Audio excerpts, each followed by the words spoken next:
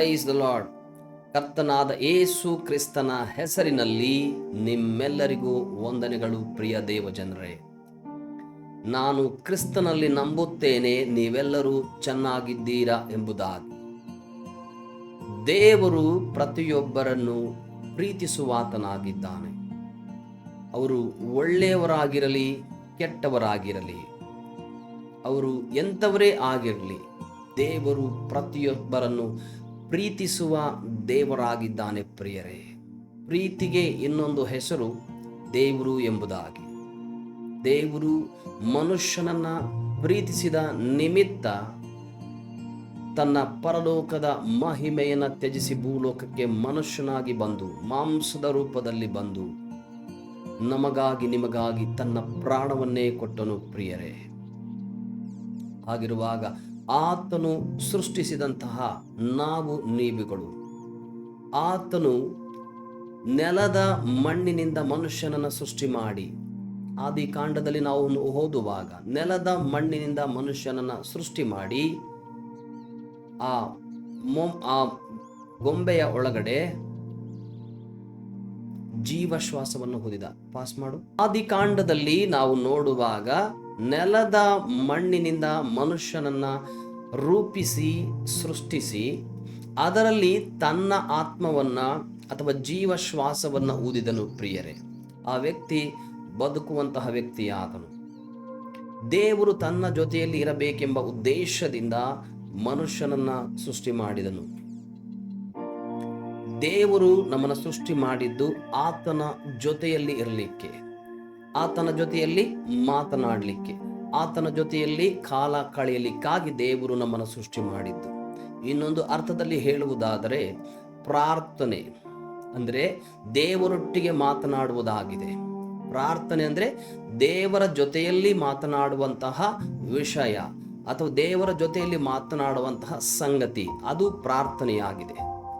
ಪ್ರಾರ್ಥನೆ ಎಂದರೆ ಪ್ರಾರ್ಥನೆ ವಿಚಾರದಲ್ಲಿ ಅನೇಕರು ಅನೇಕ ರೀತಿಯಲ್ಲಿ ಪ್ರೀಚ್ ಮಾಡಬಹುದು. ಪ್ರಾರ್ಥನೆಯ ವಾಕ್ಯಗಳನ್ನು ಪ್ರಾರ್ಥನೆ ವಿಚಾರವಾಗಿ ಪ್ರಾರ್ಥನೆ ವಿಚಾರವಾಗಿ ಪ್ರೀಚ್ ಮಾಡುವಂತಹವನಿಗಿಂತ ದೊಡ್ಡವನು ಪ್ರಾರ್ಥನೆ ಮಾಡುವ ವ್ಯಕ್ತಿಯಾಗಿದ್ದಾನೆ. ನಾನು ಸಾವಿರಾರು ಪ್ರಾರ್ಥನೆ ವಿಚಾರದಲ್ಲಿ ಅನೇಕ ವಿಚಾರಗಳನ್ನು, ದೊಡ್ಡ ದೊಡ್ಡ ವಿಚಾರಗಳನ್ನು ಮಾತನಾಡಬಹುದು. ನಾನು ಪ್ರಾರ್ಥನೆ ಮಾಡಿದೆ ಹಾಗೆ ಆಯಿತು, ನಾನು ಪ್ರಾರ್ಥನೆ ಮಾಡಿದೆ ಹೀಗೆ ಆಯಿತು, ನೀವು ಕೂಡ ಹೇಳಬಹುದು ಪ್ರಾರ್ಥನೆ ವಿಚಾರದಲ್ಲಿ. ಅಥವಾ ಪ್ರಾರ್ಥನೆ ಅನೇಕ ಬೋಧಕರು ಪ್ರಾರ್ಥನೆ ವಿಚಾರದಲ್ಲಿ ಬೋಧಿಸಬಹುದು, ಬೋಧಿಸಿರಬಹುದು. ಆದರೆ ಬೋಧಿಸುವುದಕ್ಕಿಂತ ಪ್ರಾರ್ಥನೆಯ ವಿಚಾರವಾಗಿ, ಪ್ರಾರ್ಥನೆಯ ಕುರಿತು ಪ್ರಾರ್ಥನೆ ಮಾಡುವಂತಹ ವ್ಯಕ್ತಿ ದೇವರ ದೃಷ್ಟಿಯಲ್ಲಿ ದೊಡ್ಡವನು, ಆತನು ಬೆಲೆಯುಳ್ಳವನು, ಅಮೂಲ್ಯನೂ ಆಗಿದ್ದಾನೆ. ಪ್ರಿಯರೇ, ಪ್ರಾರ್ಥನೆ ಮಾಡುವಂತಹ ವ್ಯಕ್ತಿ ದೇವರ ಜೊತೆಯಲ್ಲಿ ಯಾವಾಗಲೂ ಇರುವ ಆತನಾಗಿದ್ದಾನೆ.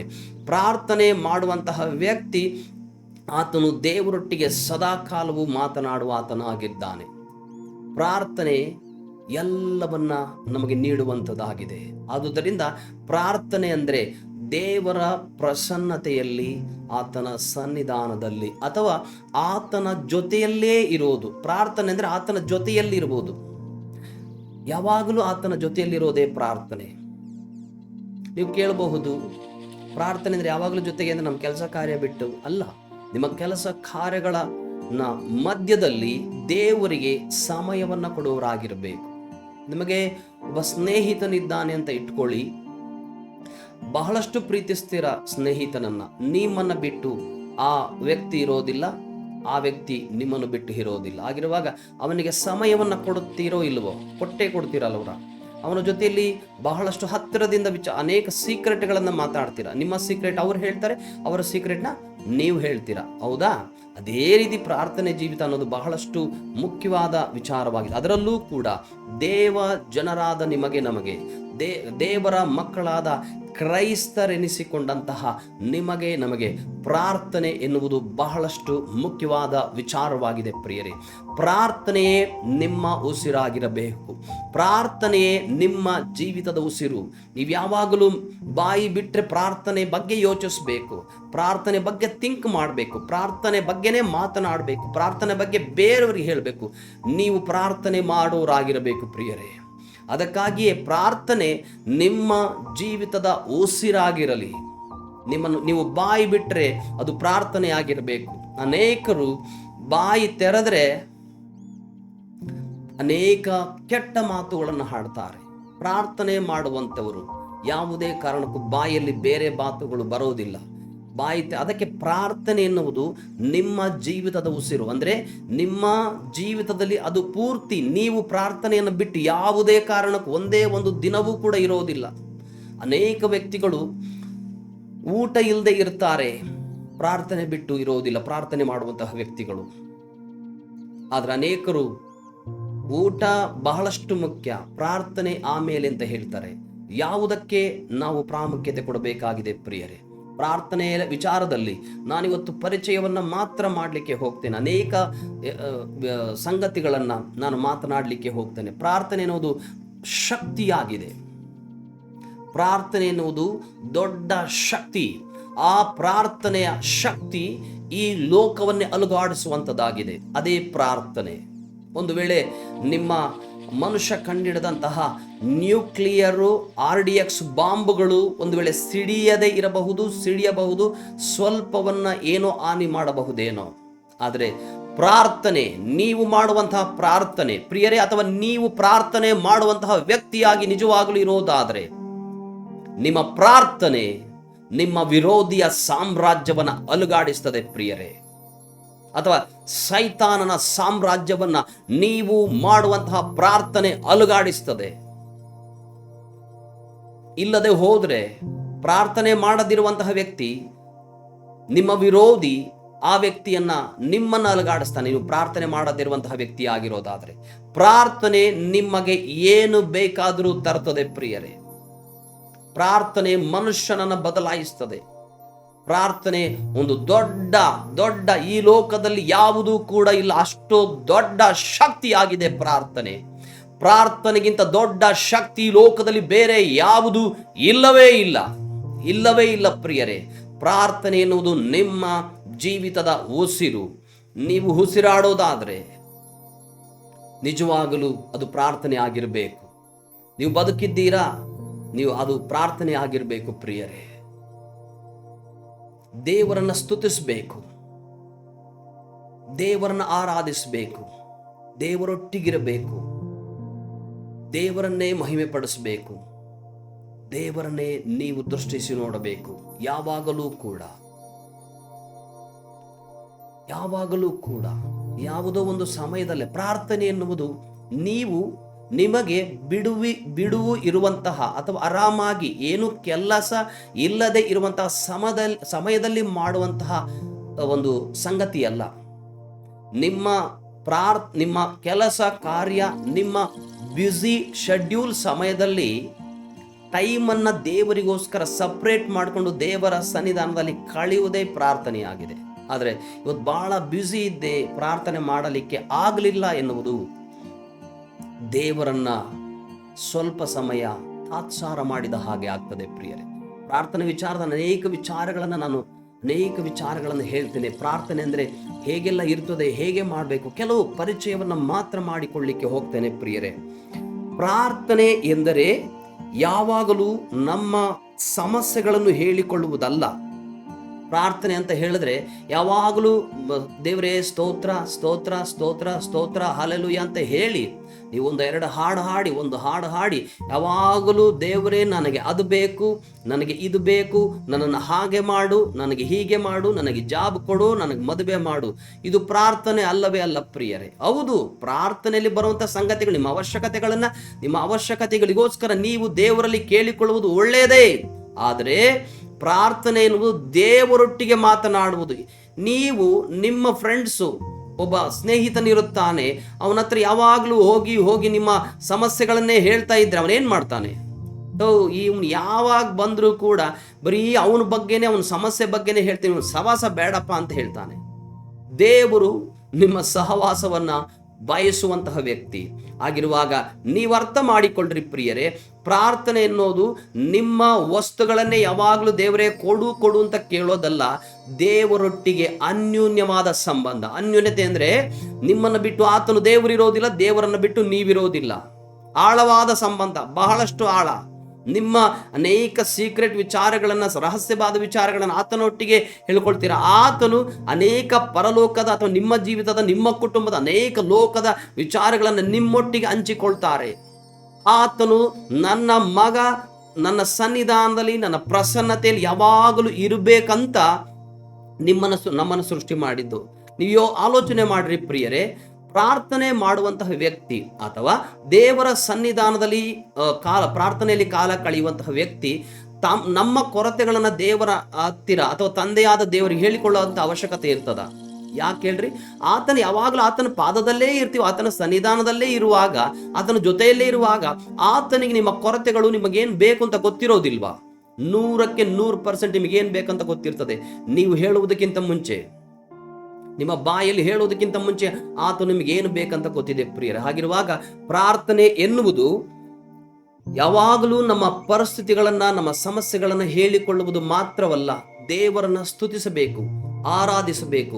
ಆತನ ಸನ್ನಿಧಾನದಲ್ಲಿ ಗಂಟೆಗಟ್ಟಲೆ ಕಾಲ ಕಳೆಯುವುದೇ ಪ್ರಾರ್ಥನೆಯಾಗಿದೆ ಪ್ರಿಯರೇ. ಇನ್ನೊಂದು ಮಾತು, ಪ್ರಾರ್ಥನೆ ನಿಮ್ಮ ಎಲ್ಲ ಆಶೀರ್ವಾದಗಳಿಗೆ ಪ್ರಾರ್ಥನೆ ಎನ್ನುವುದು ಪ್ರತಿಯೊಂದು ಆಶೀರ್ವಾದಗಳಿಗೆ ಬಾಗಿಲಾಗಿದೆ ಅಥವಾ ಮೂಲವಾಗಿದೆ. ನೀವು ಪ್ರಾರ್ಥನೆ ಮಾಡಿದರೆ ನಿಮಗೆ ಬೇಕಾದ ಆಶೀರ್ವಾದಗಳನ್ನು ಅಥವಾ ದೇವರ ಹತ್ರ ಏನನ್ನ ಕೇಳ್ತಿರೋ ಅದಕ್ಕೆ ಬೇಕಾದ ಮೂಲ ಅಥವಾ ಬಾಗಿಲು ತೆರೆಯಲ್ಪಡ್ತದೆ ಪ್ರಿಯರೇ, ನೀವು ಪ್ರಾರ್ಥನೆ ಮಾಡಿದರೆ ಮಾತ್ರ. ಹಲ್ಲೆಲೂಯಾ. ಮತ್ತೆ ಇನ್ನೊಂದು ಮಾತು, ಪ್ರಾರ್ಥನೆ ಪರಲೋಕವನ್ನು ತೆರೆಯುತ್ತದೆ. ನೀವು ಮಾಡುವಂತಹ ಪ್ರಾರ್ಥನೆ ಪರಲೋಕ ಅಥವಾ ಸ್ವರ್ಗವನ್ನು ತೆರೆದು ಬಿಡುತ್ತದೆ ಪ್ರಿಯರೇ. ನೀವು ಯೋಚನೆ ಮಾಡ್ರಿ, ನಿಮಗೋಸ್ಕರ ಪರಲೋಕ ತೆರೆಯೋದಾದ್ರೆ ನೀವು ಪ್ರಾರ್ಥನೆ ಮಾಡಬೇಕೋ ಬೇಡವೋ? ನಿಮ್ಮನ್ನು ನೀವು ಆಲೋಚನೆ ಮಾಡ್ರಿ, ನೀವೇ ತೀರ್ಮಾನ ಮಾಡ್ಕೊಳ್ರಿ. ನೀವು ಪ್ರಾರ್ಥನೆ ಮಾಡುವಾಗ, ಪ್ರಿಯ ದೇವರ ಜನರೇ, ನೀವು ಪ್ರಾರ್ಥನೆ ಮಾಡುವಾಗ ಪರಲೋಕ ನಿಮಗೋಸ್ಕರ ತೆರೆಯಲ್ಪಡ್ತದೆ. ಅನೇಕ ದೇವದೂತರು, ದೇವರು ನಿಮ್ಮನ್ನು ನೋಡ್ತಾರೆ. ನೀವು ಪ್ರಾರ್ಥನೆ ಮಾಡುವಾಗ, ನನ್ನ ಮಗನು, ನನ್ನ ಮಗಳು ನನ್ನೊಟ್ಟಿಗೆ ಮಾತನಾಡಲಿಕ್ಕೆ ಇಷ್ಟಪಡ್ತಾರೆ, ಹಂಬಲ ಇದೆ, ಆಸೆ ಇದೆ ಎಂಬುದಾಗಿ. ಆಗಿರುವಾಗ ನಿಮಗೋಸ್ಕರ ಪರಲೋಕ ತೆರೆಯೋದಂದ್ರೆ ಅರ್ಥ ನಿಮಗೆ ಯಾವುದಕ್ಕೂ ಕೂಡ ಕಡಿಮೆ, ದೇವರೇ ನಿಮ್ಮ ಜೊತೆಯಲ್ಲಿದ್ದಾನೆ ಪ್ರಿಯರೇ. ಇಡೀ ಆಕಾಶವನ್ನ, ಭೂಮಿಯ ಮೇಲೆ ಆಕಾಶದ ಕೆಳಗೆ ಏನಿದೆಯೋ ಅದೆಲ್ಲವನ್ನು ಸೃಷ್ಟಿ ಮಾಡಿದಂತಹ ದೇವರು ನಿಮ್ಮ ಜೊತೆಯಲ್ಲಿದ್ದಾನೆ. ಆತನು ನಿಮಗೋಸ್ಕರ ತೆರೆಯಲ್ಪಡ್ತಾನೆ ಪರಲೋಕವನ್ನು. ಆಗಿರುವಾಗ ನೀವು ಏನು ಬೇಕೋ ಅದನ್ನು ಪಡೆದುಕೊಳ್ಳಬಹುದು ಪ್ರಾರ್ಥನೆಯಲ್ಲಿ. ನಿಮಗೋಸ್ಕರ ಪರಲೋಕ ತೆರೆಯಲ್ಪಡ್ತದೆ ಪ್ರಿಯರೇ. ಇನ್ನೊಂದು ಮಾತು, ಪ್ರಾರ್ಥನೆ ಒಬ್ಬ ದೇವ ಮನುಷ್ಯನಿಗೆ, ಒಬ್ಬ ಕ್ರೈಸ್ತನಿಗೆ, ಒಬ್ಬ ಪ್ರಾರ್ಥನೆ ಮಾಡುವಂತಹ ವ್ಯಕ್ತಿಗೆ ಆಮ್ಲಜನಕವಾಗಿದೆ. ಆಮ್ಲಜನಕ ಇಲ್ಲದೆ ಜೀವಿಸಲಿಕ್ಕೆ ಸಾಧ್ಯವಿಲ್ಲ. ಅಥವಾ ಉಸಿರು ಅಥವಾ ಜೊತೆಗೆ ಆಮ್ಲಜನಕವಾಗಿದೆ, ಅದಿದ್ರೆ ಮಾತ್ರ ನಾವು ಉಸಿರಾಡಲಿಕ್ಕೆ ಸಾಧ್ಯ. ಅದೇ ರೀತಿ ಅದು ನಿಮಗೆ ಶಕ್ತಿಯನ್ನು ಕೊಡ್ತದೆ, ಉಸಿರಾಡುವ ಹಾಗೆ ಮಾಡ್ತದೆ, ಹೆಚ್ಚು ಉಸಿರಾಡುವ ಹಾಗೆ ಮಾಡ್ತದೆ ಪ್ರಾರ್ಥನೆ ಎನ್ನುವುದು ಪ್ರಿಯರೇ. ಇನ್ನೊಂದು ಮಾತನ್ನು ನೋಡಿಕೊಳ್ಳೋಣ. ಪ್ರಾರ್ಥನೆ ಮಾಡುವ ವ್ಯಕ್ತಿ ದೇವರನ್ನು ಪ್ರೀತಿಸುವನಾಗಿದ್ದಾನೆ. ಪ್ರಾರ್ಥನೆ ಯಾರು ಮಾಡ್ತಾರೋ ಅವರು ದೇವರನ್ನ ಪ್ರೀತಿಸುವರಾಗಿರ್ತಾರೆ.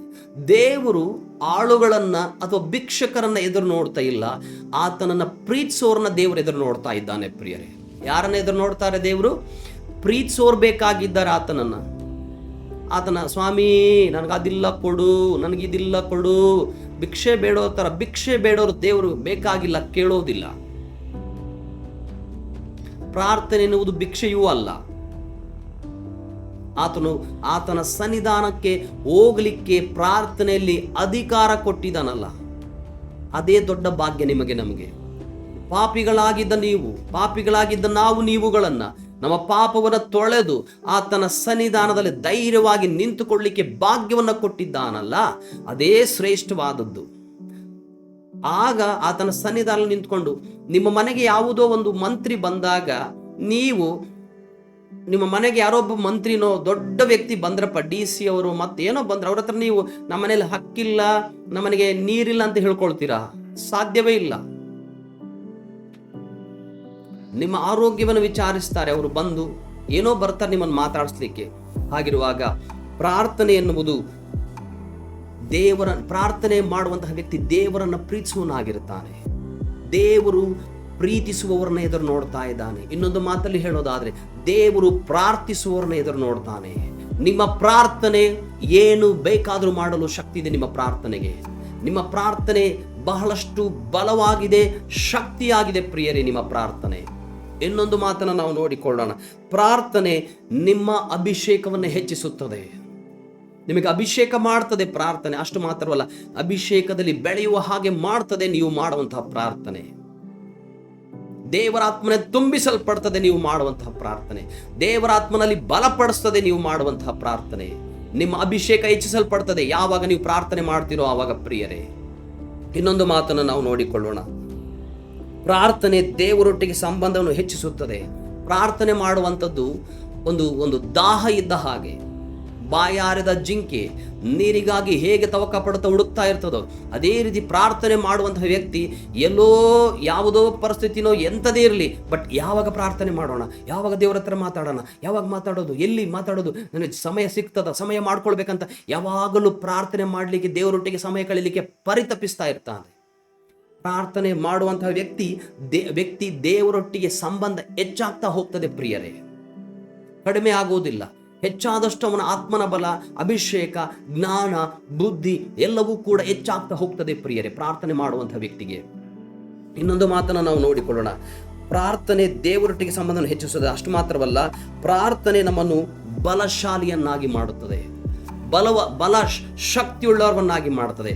ಪ್ರಾರ್ಥನೆ ಮಾಡುವಂಥ ವ್ಯಕ್ತಿ ಬಲಶಾಲಿ ಆಗಿರ್ತಾನೆ. ಅವನಿಂದ ಅಸಾಧ್ಯವಾದುದು ಈ ಲೋಕದಲ್ಲಿ ಯಾವುದೂ ಇರೋದಿಲ್ಲ. ನೀವು ಯೋಚನೆ ಮಾಡ್ರಿ, ನೀವು ಪ್ರಾರ್ಥನೆ ಮಾಡಿದರೆ ಪರಲೋಕವೇ ತೆರೆಯಲ್ಪಡ್ತದೆ. ನಿಮಗೆ ಅಸಾಧ್ಯವಾದದ್ದು ಯಾವುದಾದ್ರೂ ಇದೆಯಾ? ಇಲ್ಲವೇ ಇಲ್ಲ, ಯಾವುದೂ ಇಲ್ಲ ಅಸಾಧ್ಯವಾದ. ದೇವರು ನಿಮಗೋಸ್ಕರ ಪರಲೋಕ ತೆರೆಯಲ್ಪಡ್ತಾರ್ರಿ ನೀವು ಪ್ರಾರ್ಥನೆ ಮಾಡಿದ್ರೆ. ಹಾಗಿರುವಾಗ ನಿಮಗೆ ಅಸಾಧ್ಯವಾದದ್ದು ಯಾವುದಾದ್ರೂ ಇರ್ತದ? ಸಾಧ್ಯವೇ ಇಲ್ಲ. ನಿಮಗೆ ಅಸಾಧ್ಯವಾದದ್ದು ಈ ಲೋಕದಲ್ಲಿ ಯಾವುದು ಇರೋದಿಲ್ಲ. ನೀವು ಪ್ರಾರ್ಥನೆ ಮಾಡುವಂಥ ವ್ಯಕ್ತಿ ಆಗಿರೋದಾದರೆ, ಪ್ರಾರ್ಥನೆ ನಿಮ್ಮ ಜೀವಿತದ ಉಸಿರಾಗಿರೋದಾದರೆ ನಿಜವಾಗಲೂ ಕೂಡ. ಹಾಗಿರುವಾಗ ಇನ್ನೊಂದು ಮಾತನ್ನು ನಾವು ನೋಡಿಕೊಳ್ಳೋಣ. ಪ್ರಾರ್ಥನೆ ಮಾಡುವಂಥ ವ್ಯಕ್ತಿ ನೀತಿವಂತನೆಂದು ನಿರ್ಣಯಿಸಲ್ಪಡ್ತಾನೆ. ಪ್ರಾರ್ಥನೆ ಮಾಡುವಂಥ ವ್ಯಕ್ತಿ ಲೂಕ 18 ಅಧ್ಯಾಯ 13-14 ಹೇಳ್ತದೆ, ಪ್ರಾರ್ಥನೆ ಮಾಡುವಂತಹ ವ್ಯಕ್ತಿ ನೀತಿವಂತನು ಎಂಬುದಾಗಿ ನಿರ್ಣಯಿಸಲ್ಪಡ್ತಾನೆ. ಯಥಾರ್ಥವಾದ ಪ್ರಾರ್ಥನೆ, ತಗ್ಗಿಸಿಕೊಳ್ಳುವಂತಹ ಪ್ರಾರ್ಥನೆ ಮಾಡುವಂಥ ವ್ಯಕ್ತಿ ದೇವರ ದೃಷ್ಟಿಯಲ್ಲಿ ನಾನು ಏನೂ ಅಲ್ಲ ಸ್ವಾಮಿ, ನನ್ನನ್ನು ನಾನು ನಿನಗೊಪ್ಪಿಸ್ತೇನೆ ಅಂತ ಯಾರು ಪ್ರಾರ್ಥಿಸ್ತಾರೋ ಅವನು ದೇವರಿಂದ ನೀತಿವಂತನು ಎಂಬುದಾಗಿ ನಿರ್ಣಯಿಸಲ್ಪಡುವಂತಹ ವ್ಯಕ್ತಿಯಾಗಿರ್ತಾನೆ. ನೀವಾಗಲೇ ನೀತಿವಂತರಾಗಿ, ಒಬ್ಬ ಪಾಪಿಯಾದ ವ್ಯಕ್ತಿ ಪ್ರಾರ್ಥನೆ ಮಾಡ, ದೇವರೇ ನಾನು ಪಾಪಿ, ನನ್ನ ಪಾಪವನ್ನು ಕ್ಷಮಿಸು, ನೀನು ನನ್ನ ಹೃದಯದಲ್ಲಿ ವಾಸ ಮಾಡು, ನಾನು ನಿನಗೋಸ್ಕರ ಜೀವಿಸ್ತೇನೆ, ನನ್ನ ಪಾಪವನ್ನು ಕ್ಷಮಿಸು, ನಿನ್ನ ಮಗನಾಗಿ ಜೀವಿಸ್ತೇನೆ, ನೀನು ನನ್ನ ದೇವರಾಗಿರೆಂಬುದಾಗಿ ಹೇಳುವಾಗ ಅವನು ನೀತಿವಂತನು ಎಂಬುದಾಗಿ ನಿರ್ಣಯಿಸಲ್ಪಡ್ತಾನೆ. ಪ್ರಾರ್ಥನೆ ಮಾಡುವಂಥ ವ್ಯಕ್ತಿ ಅವನು ಪ್ರಾರ್ಥನೆ ಪಾಪಿ ಅಂತ ಪ್ರಾರ್ಥನೆ ಮಾಡಿದ್ದಕ್ಕೆ ಮಾತ್ರ ಅಲ್ಲಿ ದೇವರು ಅವನ ಪಾಪಗಳನ್ನೆಲ್ಲವನ್ನ ರಕ್ತದಿಂದ ತೊಳೆದು ನೀತಿವಂತನು ಎಂಬುದಾಗಿ ನಿರ್ಣಯಿಸಲ್ಪಟ್ರು. ಹಲ್ಲೆಲೂಯಾ. ಇನ್ನೊಂದು ಮಾತನ್ನು ನೋಡಿಕೊಳ್ಳೋಣ. ನಾವು ಯಾರನ್ನಾದ್ರೂ ಹೆಚ್ಚಾಗಿ ಪ್ರೀತಿಸಿದ್ರೆ ಅವರಿಗೆ ಸಮಯ ಕೊಡ್ತೇವಲ್ವಾ? ಹೌದಾ? ಸಮಯವನ್ನ ಕೊಡ್ತೇವೆ. ಯಾರನ್ನಾದ್ರೂ ಹೆಚ್ಚಾಗಿ ಪ್ರೀತಿಸೋದಾದ್ರೆ ಅವರಿಗೆ ಸಮಯವನ್ನ ಕೊಡ್ತೇವೆ. ನೀವು ಯಾರನ್ನು ಹೆಚ್ಚಾಗಿ ಪ್ರೀತಿಸ್ತೀರೋ ಅವರು ಎಲ್ಲಿ ಕರೆದ್ರೂ ಹೋಗ್ತೀರಾ. ಯಾವ ಸಮಯ ನೀವು ಎಂಥದೇ ಬ್ಯುಸಿ ಇದ್ರೂ ಕೂಡ ಬಿಟ್ಟು ಬೇಕಾದ್ರೆ ಹೋಗ್ತೀರಾ. ಅದೇ ದೇವರಿಗೆ ಅದೇ ರೀತಿಯಲ್ಲಿ ನೀವು ದೇವರನ್ನು ನಿಜವಾಗಲೂ ಪ್ರೀತಿಸುವಂತಹವರಾಗಿದ್ರೆ ಪ್ರಾರ್ಥನೆ ನಿಮ್ಮ ಉಸಿರಾಗಿರಬೇಕು, ನಿಮ್ಮ ಜೀವಿತದ ಉಸಿರಾಗಿರಬೇಕು. ನಿಮ್ಮ ಪ್ರಾರ್ಥನೆ ಬಗ್ಗೆ ಆಲೋಚನೆ ಮಾಡಬೇಕು. ಪ್ರಾರ್ಥನೆ ಬಗ್ಗೆ ಯಾವಾಗಲೂ ಪ್ರಾರ್ಥನೆಯೇ ಮಾಡುವಂತಹ ವ್ಯಕ್ತಿ ಅವನನ್ನು ಯಾರು ಕೂಡ ಏನು ಮಾಡೋಕ್ಕಾಗೋದಿಲ್ಲ. ಪ್ರಾರ್ಥನೆ ಬಹಳಷ್ಟು ಬಲವುಳ್ಳ ಸಂಗತಿಯಾಗಿದೆ. ನಿಮ್ಮ ಸ್ನೇಹಿತನು, ನಿಮ್ಮನ್ನು ಪ್ರೀತಿಸುವವರು ನಿಮ್ಮನ್ನು ಕರೆದ್ರೆ ಎಲ್ಲಿಗೆ ಬೇಕಾದರೂ ಹೋಗ್ತೀರಾ. ಅದೇ ರೀತಿ ದೇವರು ನಿಮ್ಮನ್ನು ಪ್ರೀತಿಸ್ತಾನೆ, ತನ್ನ ಪ್ರಾಣವನ್ನೇ ಕೊಟ್ಟಿದ್ದಾನೆ. ಹಾಗಿರುವಾಗ ಪ್ರಾರ್ಥನೆಗೆ ನಿಮ್ಮನ್ನು ಕರೆಯುತ್ತಾ ಇದ್ದಾನೆ. ಪ್ರಿಯ ಮಗನೇ, ಪ್ರಿಯ ಮಗಳೇ, ನನ್ನ ಸನ್ನಿಧಾನದಲ್ಲಿ 1 ಗಂಟೆಯಾದರೂ, 2 ಗಂಟೆಯಾದರೂ, 3 ಗಂಟೆಯಾದರೂ ಅಥವಾ ಅರ್ಧ ಗಂಟೆಯಾದರೂ ಪ್ರಾರ್ಥನೆ ಮಾಡಲಾರಿರಾ ಎಂಬುದಾಗಿ ದೇವರು ನಿಮ್ಮನ್ನು ಕೇಳ್ತಾ ಇದ್ದಾನೆ. ನಾನು ನೋಡ್ತಾ ಇದ್ದೇನೆ ಅನೇಕರ ಪ್ರಾರ್ಥನಾ ಜೀವಿತ ಬತ್ತಿ ಹೋಗಿದೆ. ದೇವರು ಆ ಪ್ರಾರ್ಥನಾ ಜೀವಿತವನ್ನು ನಿಮಗೆ ಪುನರುಜ್ಜೀವನ ಮಾಡ್ತಾ ಇದ್ದಾನೆ. ಪ್ರಿಯರೇ, ದೇವರು ಪ್ರಾರ್ಥನೆಯಲ್ಲಿ ನಿಮ್ಮನ್ನ ಒಂದು ಬೆಂಕಿಯಾಗಿ ಉಪಯೋಗಿಸ್ತಾನೆ. ಪ್ರಾರ್ಥನೆ ಮಾಡುವಂತಹ ವ್ಯಕ್ತಿ ಬೆಂಕಿಯ ಹಾಗೆ ದಗದಗನೆ ಉರಿಯುವಂತಹ ವ್ಯಕ್ತಿ ಆಗಿರ್ತಾನೆ. ಯಾವಾಗಲೂ ಸೈತಾನನವನನ್ನು ಏನು ಮಾಡಲಿಕ್ಕೆ ಸಾಧ್ಯವೇ ಇಲ್ಲ. ಪ್ರಾರ್ಥನೆ ಮಾಡುವಂತಹ ವ್ಯಕ್ತಿಯಲ್ಲಿ ಮಾತ್ರ ಬೆಂಕಿ ಯಾವಾಗಲೂ ಉರಿತಾ ಇರ್ತದೆ. ಪ್ರಾರ್ಥನೆ ಮಾಡುವಂಥ ವ್ಯಕ್ತಿಯಲ್ಲಿ ಅವನು ಯಾರು ಏನು ಮಾಡೋಕ್ಕೋಲ್ಲ, ಯಾವುದೇ ದುಷ್ಟಶಕ್ತಿ ಏನನ್ನು ಮಾಡೋಕ್ಕಾಗೋದಿಲ್ಲ. ದೇವರು, ನೀವು ಪ್ರಾರ್ಥನೆಯಲ್ಲಿ ಕಡಿಮೆ ಆಗಿದೆಯಾ ನಿಮ್ಮ ಜೀವಿತ, ಅಥವಾ ಪ್ರಾರ್ಥನೆಯಲ್ಲಿ ನೀವು ಬಿದ್ದು ಹೋಗಿದ್ದೀರಾ ಪ್ರಿಯರೇ, ಅಥವಾ ಪ್ರಾರ್ಥನೆ ಹೇಗೆ ಮಾಡೋದಂತ ಗೊತ್ತಿಲ್ವಾ? ನಿಮ್ಮ ಮನೆಯ ಕೋಣೆಯ ಬಾಗಿಲನ್ನು ಹಾಕಿಕೊಂಡು ಯೇಸು ಸ್ವಾಮಿ ಸ್ವತಃ ಹೇಳ್ತಾರೆ ಹೇಗೆ ಪ್ರಾರ್ಥನೆ ಮಾಡಬೇಕಂತ.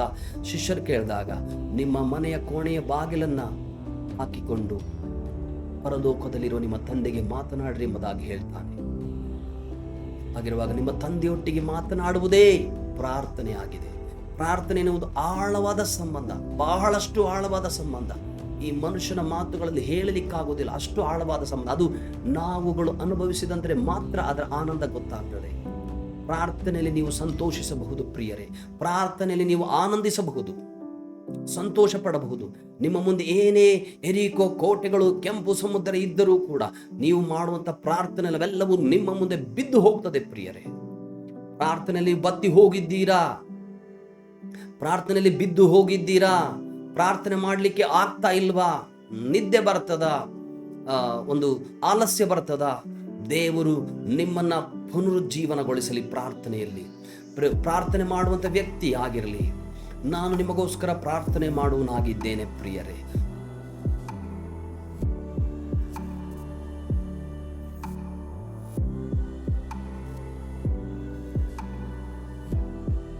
ಓ ಹಲ್ಲೆಲೂಯಾ. ದೇವರೇ, ಪ್ರಾರ್ಥನೆ ಮಾಡುವಂಥ ವ್ಯಕ್ತಿ ಲೋಕವನ್ನೇ ಜಯಿಸುವಂತಹ ವ್ಯಕ್ತಿ ಆಗಿದ್ದಾನೆ. ದೇವರೇ ಕರ್ತನೇ, ಪ್ರಾರ್ಥನೆಯಲ್ಲಿ ಯಾರೆಲ್ಲ ಕಡಿಮೆ ಆಗಿದ್ದಾರೋ, ಯಾರೆಲ್ಲ ಒಂದು ವೇಳೆ ಬಿದ್ದು ಹೋಗಿದ್ದಾರೋ, ಪ್ರಾರ್ಥನೆ ಮಾಡಲಿಕ್ಕೆ ಅನೇಕ ಕಷ್ಟಗಳು, ಹೋರಾಟಗಳಿದೆಯೋ, ಅವೆಲ್ಲವೂ ಯೇಸು ಕ್ರಿಸ್ತನ ನಾಮದಲ್ಲಿ ಈ ಕ್ಷಣದಲ್ಲಿ ಪವಿತ್ರಾತ್ಮನೆ ಪ್ರಾರ್ಥಿಸ್ತಾ ಇದ್ದೇನೆ, ತೆಗೆದು ಹಾಕಲ್ಪಡಲಿ. ಎಲ್ಲ ಅಡ್ಡಿಗಳು, ತಡೆಗಳು, ಪ್ರಾರ್ಥನೆ ಮಾಡಲಿಕ್ಕೆ ಅಡ್ಡಿಯಾಗಿ ದುಷ್ಟನು ಮಾಡುವಂಥ ದುಷ್ಟನ ಎಲ್ಲ ಕುತಂತ್ರಗಳು ಇವರ ಜೀವಿತದಲ್ಲಿ ಯೇಸುವಿನ ನಾಮದಲ್ಲಿ ಕ್ಯಾನ್ಸಲ್ ಮಾಡ್ತಾ ಇದ್ದೇನೆ. ಯೇಸು ನಾಮದಲ್ಲಿ ದೇವರಿವರನ್ನ ಆಶೀರ್ವಾದ ಮಾಡು ಪವಿತ್ರಾತ್ಮನೆ. ಪ್ರಾರ್ಥನೆಯಲ್ಲಿ ಕೇಳಿಸಿಕೊಳ್ಳುವುದಲ್ಲ ಸ್ವಾಮಿ, ನಿನ್ನ ವಾಕ್ಯ ಹೇಳ್ತದೆ, ಬರೀ ಕೇಳಿಸಿಕೊಳ್ಳುವವರು ಮಾತ್ರವೇ ಆಗಿರದೆ ಅದರ ಪ್ರಕಾರ ಜೀವಿಸುವರಾಗಿರ್ರಿ ಎಂಬುದಾಗಿ. ಇದೇನು ಕೇಳಿಸ್ಕೊಂಡಿದ್ದಾರೋ ಅದರ ಪ್ರಕಾರ ತಮ್ಮ ಜೀವಿತವನ್ನು ಪ್ರಾರ್ಥನೆಯಲ್ಲಿ ಕಟ್ಟಿಕೊಳ್ಳಿಕ್ಕೆ ಪವಿತ್ರಾತ್ಮನೇ ನೀನು ಸಹಾಯ ಮಾಡು ದೇವರೇ. ಇವರ ಜೀವಿತದಲ್ಲಿ ಚಲಿಸು ಸ್ವಾಮಿ. ಪ್ರಾರ್ಥನೆ ಎಂಬ ಅಗ್ನಿ ಉರಿಯಲಿ ಇವರ ಜೀವಿತದಲ್ಲಿ. ಪ್ರಾರ್ಥನೆ ಎಂಬ ದೀಪ ಯಾವಾಗಲೂ ನಂದಿ ಹೋಗದ ಹಾಗೆ ಉರಿಯಲಿ ಪವಿತ್ರಾತ್ಮನೆ. ಆ ಬೆಂಕಿ ದಗಿಸಲಿ ದೇವರೇ. ಆ ಬೆಂಕಿಯಿಂದ ದೇವರ ಜ್ವಾಲೆಯಿಂದ ಅನೇಕರು ತಾಗಿಸಿಕೊಂಡವರು ಏನೋ ತಾಗ್ತಾ ಇದೆ ಎಂಬುದಾಗಿ ಬಂದು ಇವರ ಕರ್ತನೆ ಜೊತೆಯಲ್ಲಿ ಸೇರಿ ಪ್ರಾರ್ಥನೆ ಮಾಡಲಿಕ್ಕೆ ಸಹಾಯ ಮಾಡು ದೇವರೇ. ಪ್ರಾರ್ಥನೆ ಏನು ಬೇಕಾದರೂ ಮಾಡ್ತದೆ. ಪ್ರಾರ್ಥನೆಗಿಂತ ದೊಡ್ಡ ಶಕ್ತಿ ಏನೂ ಇಲ್ಲ ಈ ಲೋಕದಲ್ಲಿ. ಅದನ್ನು ದೇವರು ನಿಮಗೆ ಕೊಟ್ಟಿದ್ದಾನೆ. ಪ್ರಿಯ ದೇವರ ಮಕ್ಕಳೇ, ನೀವು ಪ್ರಾರ್ಥನೆ ಮಾಡುವಂಥ ವ್ಯಕ್ತಿಗಳಾಗಿರ್ರಿ. ದೇವರು ನಿಮ್ಮನ್ನು ಆಶೀರ್ವಾದ ಮಾಡ್ತಾನೆ. ಪ್ರಾರ್ಥನೆ ಬಗ್ಗೆ ಹೆಚ್ಚಾಗಿ ತಿಳಿದುಕೊಳ್ಳೋದು ಒಳ್ಳೆಯದು, ಆದರೆ ಪ್ರಾರ್ಥನೆ ಮಾಡುವುದು ಇನ್ನೂ ಕೂಡ ಉತ್ತಮವಾಗಿದೆ. ದೇವರಿವರನ್ನ ಆಶೀರ್ವಾದ ಮಾಡು ಸ್ವಾಮಿ. ಯೇಸು ಕ್ರಿಸ್ತನ ನಾಮದಲ್ಲಿ ಬೇಡಿದ್ದೇನೆ ತಂದೆಯಾದ ದೇವರೇ. ಆಮೇನ್, ಆಮೇನ್, ಆಮೇನ್. ಇನ್ನೂ ಪ್ರೈಸ್ ಲಾರ್ಡ್, ಹಲ್ಲೆಲೂಯಾ. ಇನ್ನೂ ಕೂಡ ಪ್ರಾರ್ಥನೆ ವಿಚಾರದಲ್ಲಿ ಇವತ್ತು ಬರೀ ಪರಿಚಯ ಮಾತ್ರ ನಾನು ಕೊಟ್ಟಿದ್ದೇನೆ. ಆದರೆ ಇನ್ನೂ ಪ್ರಾರ್ಥನೆಯಲ್ಲಿ ಅನೇಕ ವಿಚಾರಗಳನ್ನು ದೇವರು ನನಗೆ ಹೇಳಿದಾನೆ. ಅದನ್ನು ಒಂದೊಂದಾಗಿ ನಾನು ಮಾತನಾಡಲಿಕ್ಕೆ ಹೋಗ್ತೇನೆ. ನೀವು ನೋಡಿ ದೇವರಿಂದ ಆಶೀರ್ವಾದವನ್ನು ಹೊಂದಿಕೊಂಡು ನಿಮ್ಮ ಜೀವಿತವನ್ನು ಸರಿಪಡಿಸಿಕೊಂಡ್ರಿ ಪ್ರಾರ್ಥನೆ ವೀರರಾಗಿರಿ.